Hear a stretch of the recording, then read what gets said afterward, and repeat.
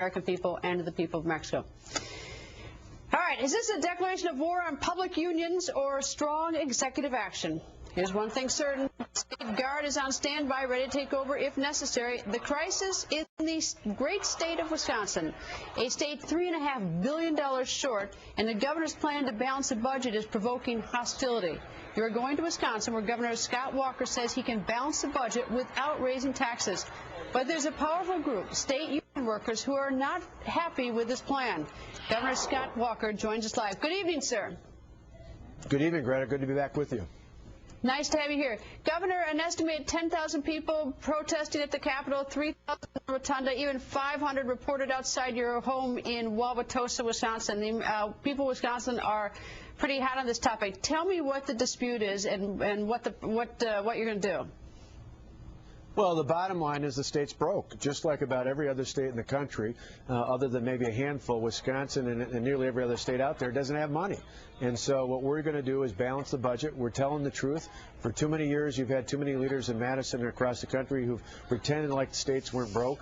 In this case, we're going to save money. One of the key ways of doing that, and I went all around the state of Wisconsin today. I was up not too far from where you grew up in Green Bay. I was in other parts of the state talking to manufacturing workers, pointing out that what we're asking for from state and local workers is a small fraction of what most of our workers in the state are doing. We're asking for 5.8% contribution to the pension system and a mere 12.5% when it comes to health care premiums. That's half the national average. That alone would save us $300 million for state workers in the next state budget, and about 4 times that from local government officials come this next budget as well. We think that's a reasonable way to balance the budget without raising taxes.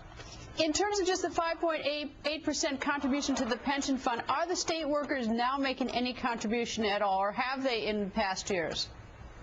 No, you've got all but a handful are not making any contribution. You've got about a 6% contribution when it comes to the health care premiums.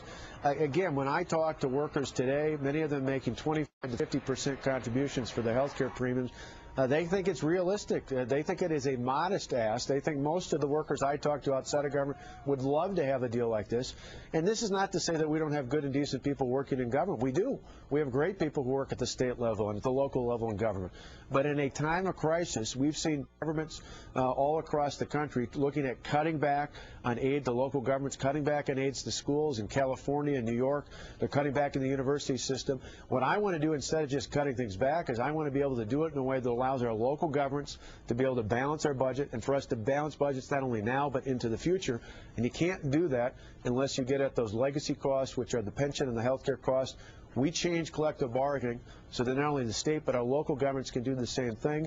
It is bold and big when it comes to politics, but I think ultimately pretty modest when you compare it to where people in the private sector are today. All right, so do you have the Guard on alert? Is that correct? And why have you put the Guard on alert if indeed that's true? No, in our case, we have contingency plans that we put into place that really are just updated from where they were before. And the National Guard's a part of that, but they would be part of that no matter whether it's a snow emergency, a tornado, an earthquake, a flood, anything else. And a work walk-off is one of those things that's a part of the contingency plan. But we've not called them up yet. For us, we anticipate that our state and local employees are going to continue to be professionals. They're going to continue to show up for work. And while there's a handful upset about this, the bottom line is most of the union leaders are upset about this because part of our plan also says for our state and local workers, they no longer can be forced by law to be in a union. They get to have the option about that, and they don't have their union dues deducted from their payroll, which for many of them is $500, $600 more they'll be able to save to offset those pension and health care costs. That's what has the political forces upset, but in the end, it's another way in which we recognize as we're making changes, we're going to honor the people that work for us and give us more of their money back so they can help us offset their legacy costs. I'll tell you, the 13,000, 10,000 outside, 3,000 in the Rotunda at the state capitol is not an insignificant number in Madison. I don't think Madison's seen a protest like that in quite some time. Well, you know, in the end, though, you're still talking about 5.5 million people in this state.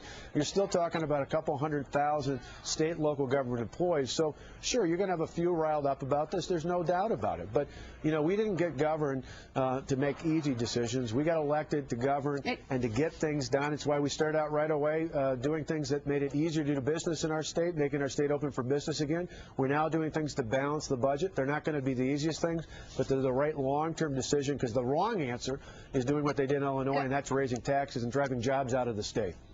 Governor, one quick question, 10 seconds. How was that Super Bowl? Ha! Hey, the Lombardi Trophy belongs in Lambeau Field. That's exactly where it should be, and we're glad it's back home. And we're going to keep it home after Indianapolis next year. Governor, thank you.